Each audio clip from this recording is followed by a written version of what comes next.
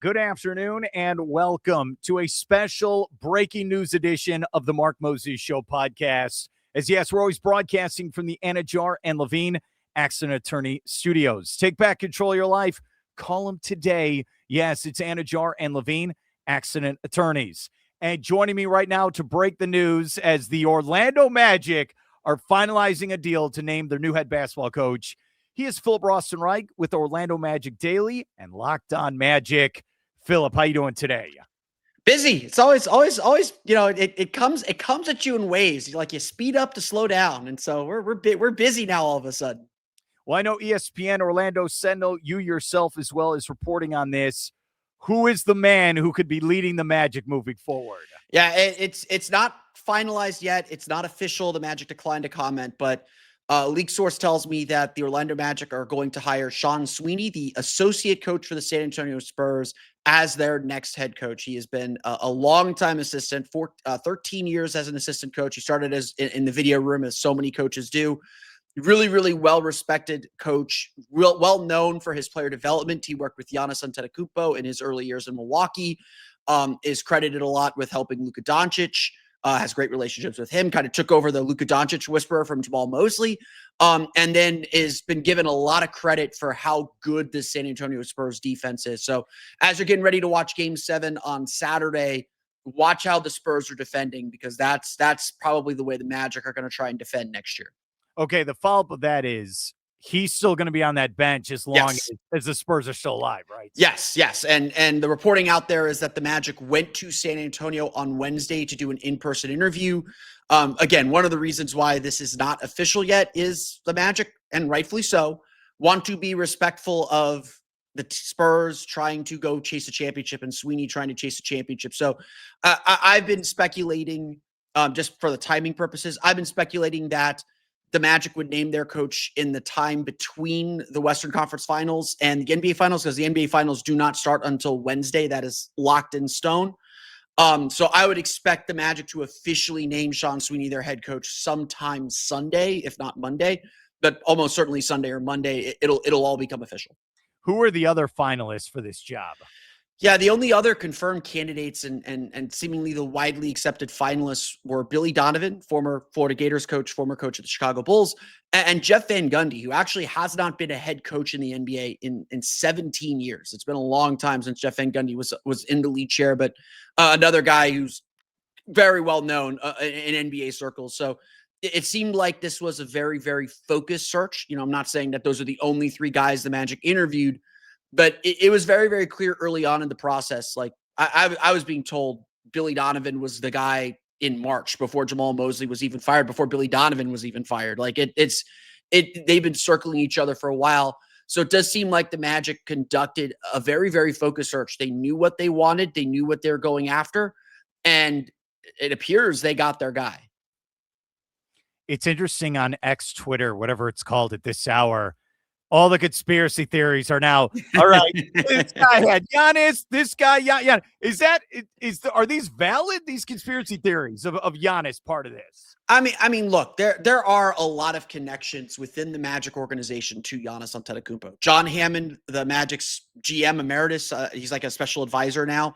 He was a GM that drafted Giannis Antetokounmpo. Jeff Weltman worked under John Hammond for a little bit in Milwaukee. Sean Sweeney was on Jason Kidd's staff when he had Giannis in Milwaukee. He's credited a lot with Giannis's development in those early years. So there's a lot of professional dot connecting going on.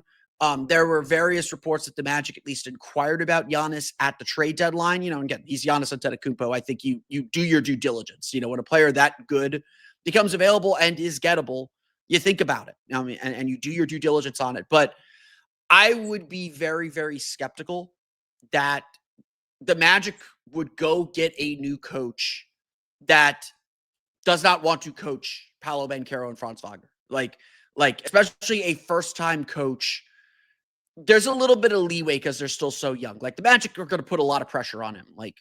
Yeah. Magic want to get out of the Magic think they're contenders in the Eastern Conference. Like I was telling people, whoever the Magic hire, they need to believe is going to win them a championship. I think that is a very, very high bar, but I think that's the way the Magic need to think with the amount of money they're going to be spending. They're going to have a huge payroll here. They're going to be a tax team next year. They're going to flirt with the first apron. The second apron is not too far beyond that when Anthony Black's contract comes on board. And so I really do think that the Magic had to find a coach that they thought was going to win a championship. But one of those parameters had to be, do you think you can win a championship with Paolo and Franz? And I don't think they're going to hire a coach that doesn't believe that those two players can lead them pretty deep. Now, next summer, I mean, I think Giannis gets traded this summer, but next year, maybe that stance changes and says like, hey, we can't win with these guys. We tried it with a new coach. It's the players, not the coach. We're going to try something else. But I can't see the Magic, especially the way this front office operates. I can't see the Magic deviating too far from, especially those two players. We could talk about some other players on the roster, but I just can't see the Magic giving up on those two players this year, especially with the way they played together in the playoffs this year. I love your rational answer. All right. I love you're a professional because the rest of social media is going crazy. Send me your fake trade offers. I will tear them down. All right. So you got the top assistant who's a defensive guy and had ties with Luka. Didn't we just do this? It feels that way, doesn't it? Look, that is still the ultimate question. And the reason why I think a lot of us focused on coaches with experience was that the Magic are trying to get deeper in the playoffs. Billy Donovan hasn't won a playoff series since his first year with the Oklahoma City Thunder, but he's been in the NBA for a long time. Widely considered a solid offensive guy. Jeff Van Gundy has been there. He's built good offenses, even though he's a defensive-minded coach, and his responsibilities with the LA Clippers the last few years has been on defense. The risk of hiring a new coach is we don't know what his offensive philosophy is, and he's had some offensive responsibilities at his various stops. And, there are people who've written about what he's written about and spoken about what his offensive philosophies are. And we're going to see how that plays out. And the staff he hires is going to be really important. It would not shock me if they retain Joe Prunty to have some continuity. Joe Prunty worked with Sean Sweeney in Milwaukee when they were there together under Jason Kidd. We'll find out. It is one of the big risks is whether Sean Sweeney can either build or find an offensive coach to build an offense that makes this work. Because ultimately, while the Magic, I don't think expect to be 13th or whatever they were, 13th in defensive rating again. I think they expect to be back in the top 10, if not the top 5 next year in defensive rating. And that's a big factor. That's a big part of their identity. They're going to need an offense that can compete and function in the playoffs to get where they want to go. All right. So whenever this press conference is, hopefully it happens in the next couple of days or 2 weeks. Monday or June 12th. Yeah. One or the other. Look, Phil does a great job. He's right there in the front row there at those press conferences. Is that one of the questions you would ask this whoever the coach is that what you want to ask? Yeah. It's always hard when you're dealing with a new coach because they're going to talk in very generalities. I'm sure he had specific ideas and specific things he told Jeff Weltman. Cause I said this on my platforms that to be a first-time head coach to get this Magic job, you better blow them away in the interview. You better have your ducks in a row.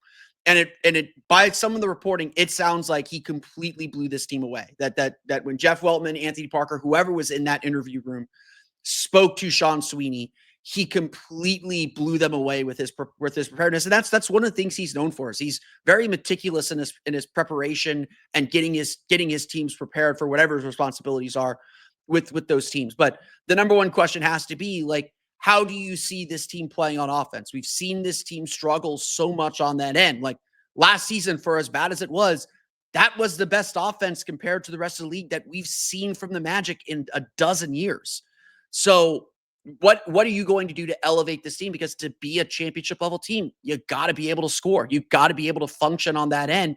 So that to me is still the biggest question facing this team. And that may be something that Sweeney oversees himself and maybe something that he defers to an experienced coach. Joe Prunty was brought in essentially under Jamal Mosley to help reform the offense. And we could say that the offense still was a little bit broken, but it was still the best offense the Magic have had since 2012. So there is something there that works. He's a guy that he trusts, and he's a guy that the players have worked with before. We'll see who that is. And so there's still a lot of decisions, a lot of questions ahead. I'll just say this. I want to talk to Coach. I also want to talk to Weltman. I want to get his thoughts on. I can't wait to hear what he has to say as well. Fantastic. I appreciate you coming on short notice. I know it's a crazy last like 45 minutes or so. Hey, Yeah. have a great weekend, and I'll get you back on after the press conference. Absolutely.